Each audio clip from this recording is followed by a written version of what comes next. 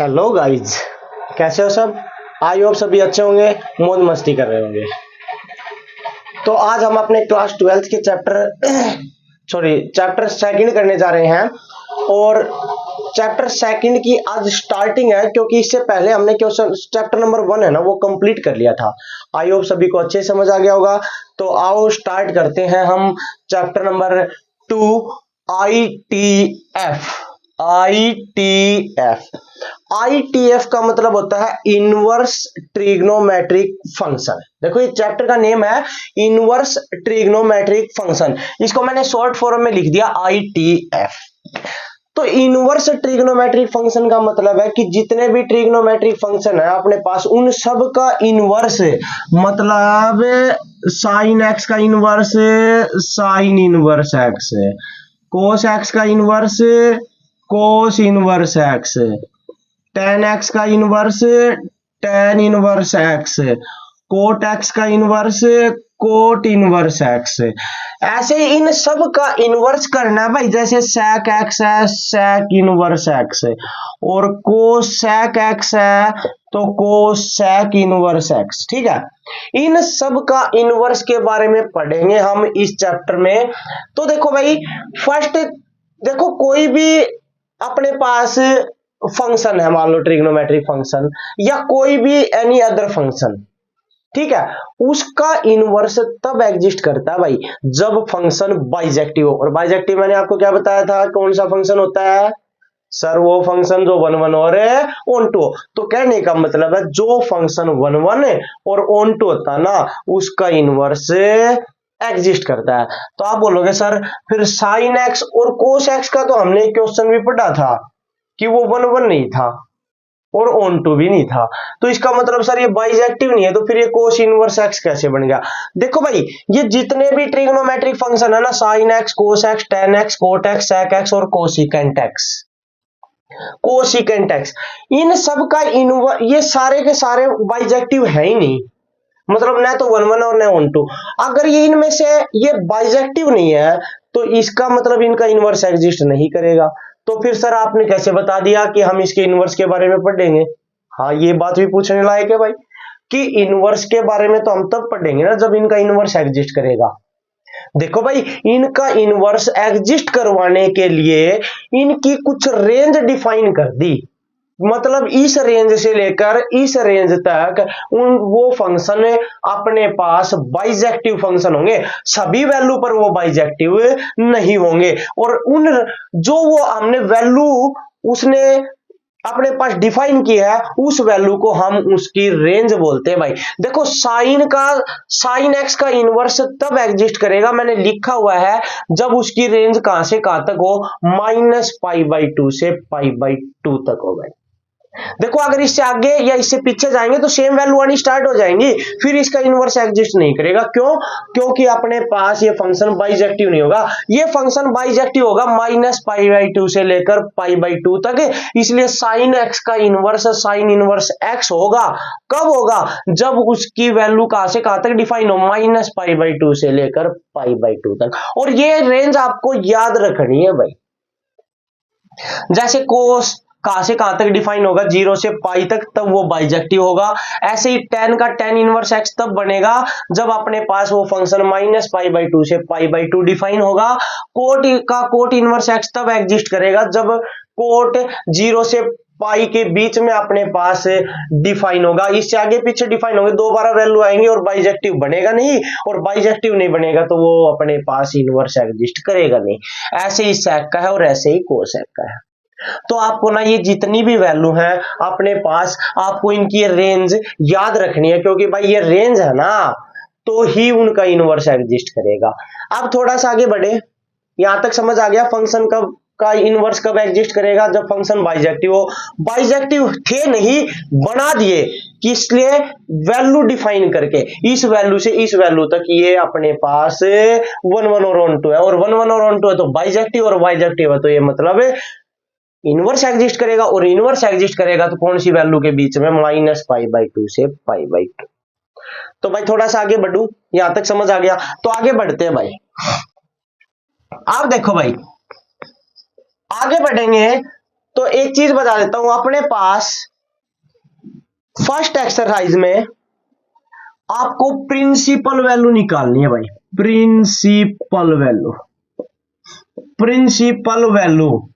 और उस principal value निकालने के लिए आपको होनी चाहिए टेबल याद, ट्रिग्नोमेट्रिक टेबल, जो आपने 11th में भी पढ़ी है, 10th में भी पढ़ी है ना, वो याद होनी चाहिए। प्रिंसिपल वैल्यू सर बोलते कि इसको हम बताते हैं भाई, टेंशन नहीं, एक एक चीज बताएंगे, छोड़ देंगे कुछ नहीं। प्रिंसिपल वैल्यू भाई वो वैल्यू होती है जिसमें अपने पास ना, जैसे साइन इनवर्स एक्स है, ये कहां से कहां तक लाई करता है, -π/2 से लेकर π/2 तक। तो इसका मतलब जो इसका आंसर आएगा ना, वो इनके बीच में ही आएगा, इनसे आगे पीछे आएगा तो उसको हम प्रिंसिपल वैल्यू नहीं बोलते। इनके बीच में जो आंसर आता है उसको हम बोलते हैं भाई प्रिंसिपल वैल्यू। मतलब आंसर इनकी रेंज के बीच में लाई करना चाहिए, उस वैल्यू को बोलते हैं प्रिंसिपल वैल्यू। कोई डाउट है? अब जैसे मैं लिख दूं ये साइन इनवर्स 1/2, चलो साइन इनवर्स यहां लिख लो और यहां लिख लो साइन इनवर्स 1/2, ये एग्जांपल लगा लो, ठीक है। पहले बाद में बताएंगे वो बड़ा वाला एग्जांपल, उसमें कुछ सॉल्यूशन करना है।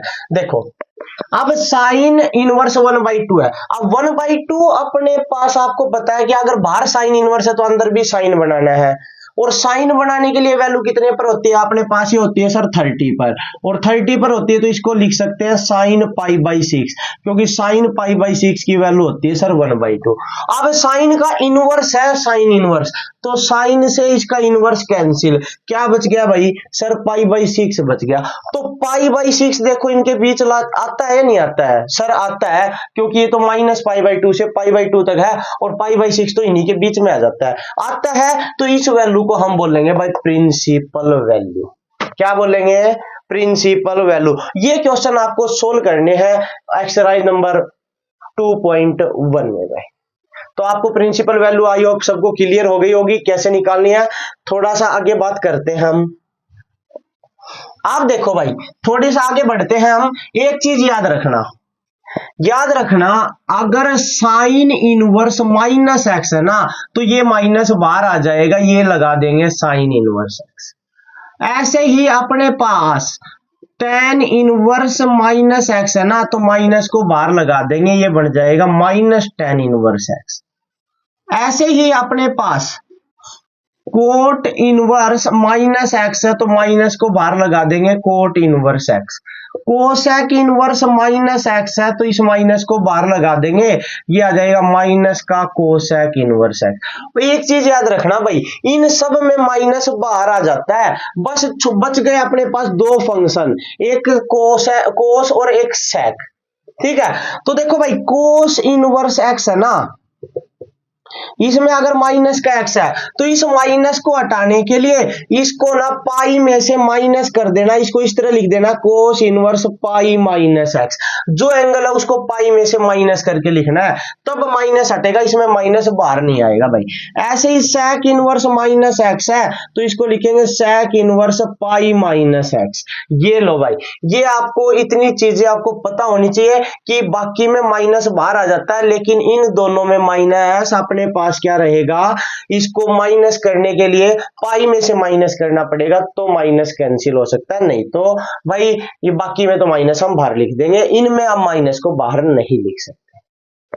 क्लियर? बात करते हैं अब एक्सरसाइज के ऊपर। आ जाओ भाई एक्सरसाइज के ऊपर आ जाओ।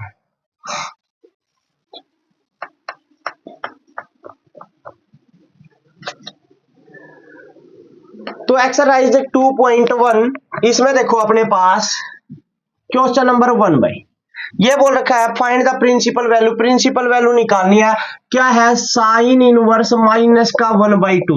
अरे मैंने अभी बताया था साइन में से माइनस बाहर ले आओ भाई, आ गया सर बाहर, ये बन गया साइन इनवर्स 1/2। अब बाहर अगर साइन इनवर्स है ना, तो ये 1/2 की जगह पर भी साइन में वैल्यू पुट करोगे, तो ये बन जाएगा सर माइनस साइन इनवर्स, और ये वैल्यू साइन में कितने पर होती है, कितने पर होती है, सर 30 पर, और 30 को क्या लिखेंगे, साइन पाई बाई 6, साइन से साइन इनवर्स कैंसिल, क्या बच गया, माइनस पाई बाई 6, और माइनस पाई बाई 6 इसकी रेंज में आता है, हाँ सर आता है, क्योंकि इसकी रेंज तो माइनस पाई बाई 2 से पाई बाई 2 होती है, और अगर ये इसकी रेंज में आता है तो इसका मतलब ये अपने पास आंसर सही है, और ये अपने पास इसकी प्रिंसिपल वैल्यू है भाई।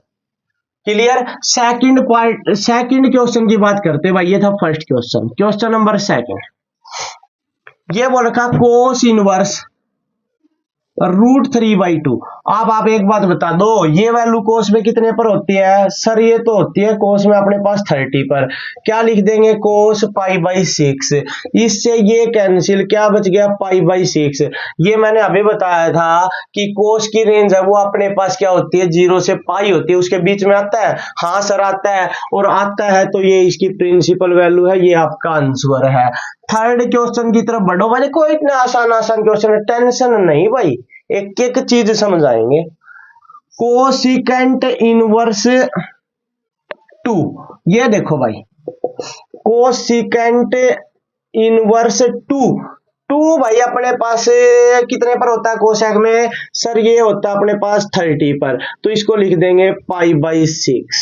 कोसेक से कोसेक इनवर्स कैंसिल, क्या बच गया, सर पाई बाई 6 बच गया। और आप एक बात बता दो, ये पाई बाई 6 है, कोसेक की रेंज में आता है, हाँ सर आता है, तो इसको हम लिखेंगे, ये इसकी प्रिंसिपल वैल्यू है, आंसर हो गया। हमें प्रिंसिपल वैल्यू फाइंड आउट करनी है। क्लियर भाई, रेंज आपको याद रखनी पड़ेगी, देखो रेंज हो याद होंगी तभी आपको पता चलेगा ये इसकी रेंज में आता है या लाई करता है या नहीं करता है। बात करते हैं भाई फोर्थ क्वेश्चन की, tan इनवर्स -√3, क्या बताया था भाई, tan में माइनस बाहर आ जाता है, बाहर लगा दो तो माइनस tan इनवर्स √3 भाई।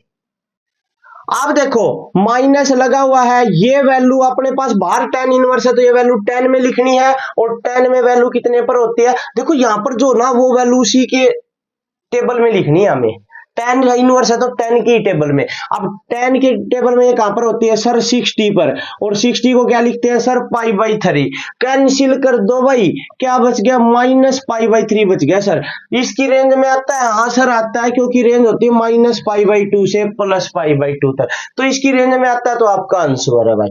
क्वेश्चन नंबर 5 की बात करेंगे भाई, टेंशन नहीं, आपका भाई एक एक चीज समझा के जाएगा। देखो भाई क्वेश्चन नंबर 5, कोस इनवर्स -1/2, ये लो भाई, अभी मैंने क्या बताया था, कोस एक ऐसा फंक्शन है जिसमें माइनस बाहर नहीं आता, तो क्या बताया था, सर जो इसकी एक्स था ना, इसको पाई में से माइनस करना, ठीक है भाई अभी कर देंगे। तो ये लो, ये वैल्यू पहले तो ये बता दो कोस में कितने पर होती है, सर ये तो कोस में होती है अपने पास 60 पर, और 60 को क्या लिखते हैं, सर पाई बाई 3, और मैंने क्या बताया था, जो x बने उस x को किस में से माइनस कर दोगे, सर पाई में से, तो ये लो भाई पाई माइनस पाई बाई 3 लिख दिया।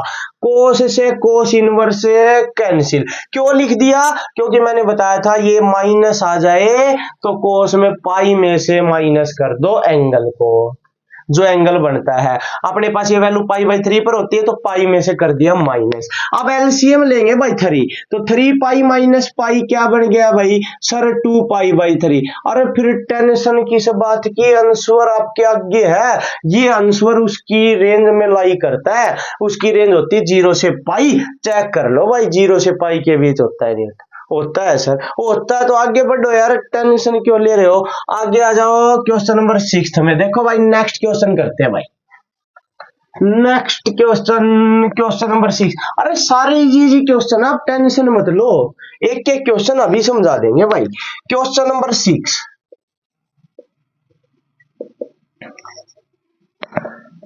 tan इनवर्स माइनस का 1 है भाई, देखो माइनस को बाहर लगा दो भाई, क्योंकि 10 में तो माइनस बाहर आ जाता है, हाँ सर आ जाता है, तो ये बन गया अपने पास माइनस tan इनवर्स, और ये वैल्यू 1 कितने पर होती है भाई 10 में सर π/4 मतलब 45 पर होती है भाई, और 10 से tan इनवर्स कैंसिल, क्या बच गया सर माइनस का π/4, और ये इसकी रेंज के बीच आता है तो ये इसका आंसर है भाई।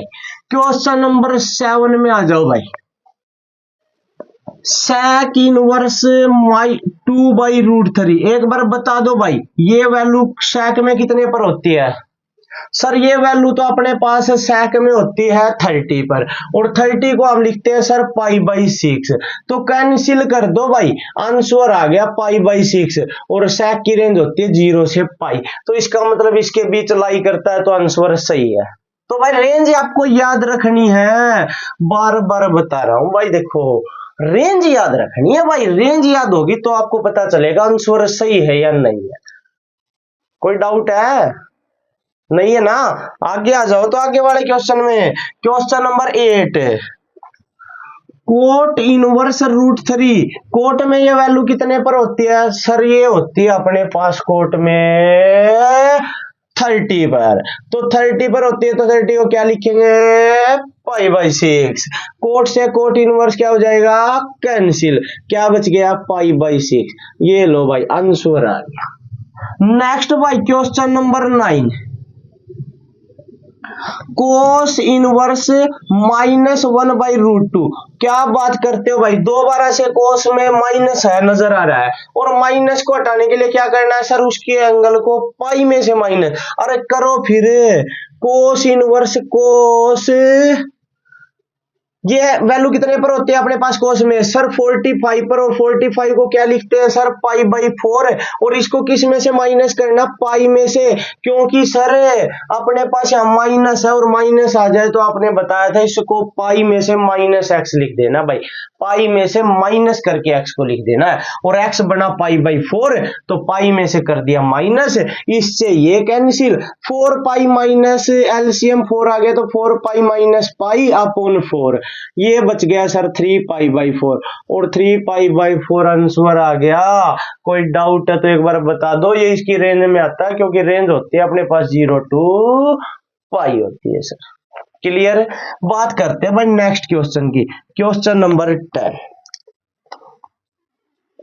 देखो भाई क्वेश्चन नंबर 10, कोसेक इनवर्स -√2, और कोसेक में माइनस बार आ जाता है भाई, लगा दो बार, कोसेक इनवर्स √2 भाई, और आप एक बात बता दो भाई, कोसेक में ये वैल्यू कितने पर होती है सर 45 पर, फिर टेंशन क्यों, लिख देते हैं 45 मतलब π/4, और इससे ये कैंसिल, क्या बच गया -π/4, और ये इसकी रेंज में आता है तो ये इसका आंसर।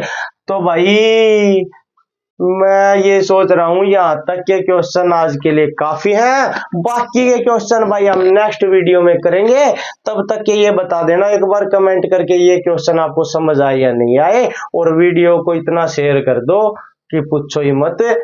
तो भाई आज के लिए इतना ही, मिलते हैं नेक्स्ट वीडियो में, thank you and have a nice day.